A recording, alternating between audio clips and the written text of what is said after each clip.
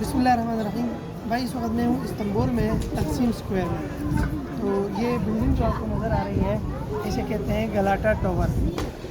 ये 29 मई 1453 बरोज़ मंगल को सुल्तान मोहम्मद फ़ातेह ने इसको फ़तह किया था, इस पूरे इलाके को।